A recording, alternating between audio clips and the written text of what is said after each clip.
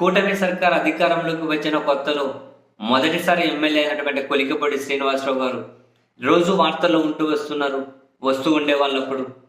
And తాను ప్రాతినిధ్యం వహిస్తున్న తిరువూరు నియోజకవర్గంలోనే తెలుగుదేశం పార్టీ, మరీ ముఖ్యంగా తెలుగుదేశం పార్టీని పార్టీగా భావించే సామాజిక వర్గం నుంచి ఆయన మీద తీవ్ర వ్యతిరేకత వచ్చింది. నేరుగా లోకేష్ గారి దగ్గరికి వెళ్ళి, చంద్రబాబు గారి దగ్గరికి వెళ్ళి ఒకానొక స్టేజ్లో ఆయన పార్టీ నుంచి బహిష్కరిస్తారు అనేంతగా కూడా వార్తలు వచ్చాయి.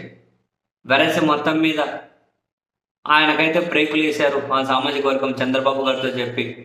అండ్ కొన్ని రోజులు ఆయన సైలెంట్గానే ఉన్నట్లు కనిపించారు.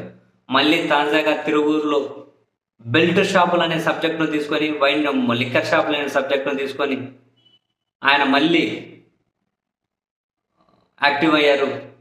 అండ్ ఇక్కడ ఆ లిక్కర్ షాపులు, బెల్ట్ షాపులు కూడా తెలుగుదేశం పార్టీకి సంబంధించిన వాళ్ళే అంటే ప్రధానంగా వాళ్ళు మళ్ళీ టీడీపీ పెద్దలకి ఈయన మీద కంప్లైంట్ చేస్తూ ఉన్నారట.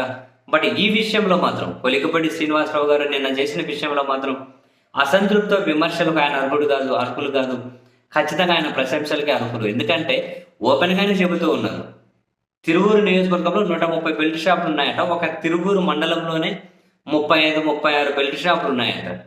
ఆ బెల్ట్ షాపులన్నీ తీసేయాల్సిందన్నారు. ఈయన దగ్గరికి వెళ్ళి కొన్ని బెల్ట్ షాపులు ధ్వంసం చేశారు. లిక్కర్ షాపుకు పక్కన ఉన్నటువంటి బెల్ట్ షాపులు ధ్వంసం చేశారు. అండ్ గుళ్ళ దగ్గర, బళ్ళ దగ్గర, ప్రశాంతమైన కాలనీలలో, బస్ స్టాండ్ల పక్కన ఉన్నటువంటి లిక్కర్ షాపులు ఏవైతే ఉంటాయో అవి తిరువూరు బయట అవుట్స్కట్స్కి వెళ్ళిపోవాలి అని చెప్పారు. డెఫినెట్ అప్రిసియేట్ చేయాల్సిన పని.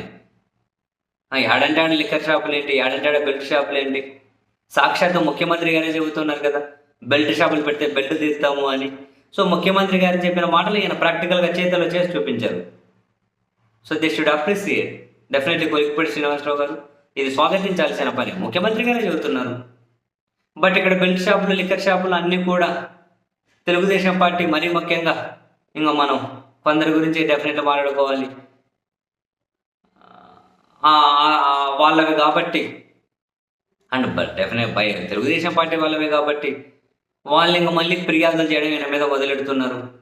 మరి మళ్ళీ ఆయన ఏమన్నా ఇవన్నీ హైలైట్ చేయొద్దని చెప్పి సైలెంట్ చేస్తారు, లేకపోతే అనుకున్నట్లు కొలికపూడి గారు అయితే ముందుకెళ్ళి బెల్ట్ షాపులు లేకుండా చేస్తారు. లేకుండా చేయండి సార్, ఏదో ఒకటి అవుతుంది. కానీ ఏంటండి బాబు, ఏడ చూసినా బెల్ట్ షాపులు ఏంది? బట్ ఆయన చేసిన పని అంటే డెఫినెట్లీ అప్రిసియేటెడ్. ఇవన్నీ తీసేయాలని ఆదేశాలు ఇవ్వడం, పోయి ఈయన దగ్గర ఉంటే తీసేయడం. మరి ఆ సామాజిక వర్గం పెద్దలు మళ్ళీ చంద్రబాబు గారి దగ్గరికి వెళ్ళి ఈయన ముందర కాళ్ళకి ఎట్లా తాళ్ళు కట్టేస్తారో చూడాలి.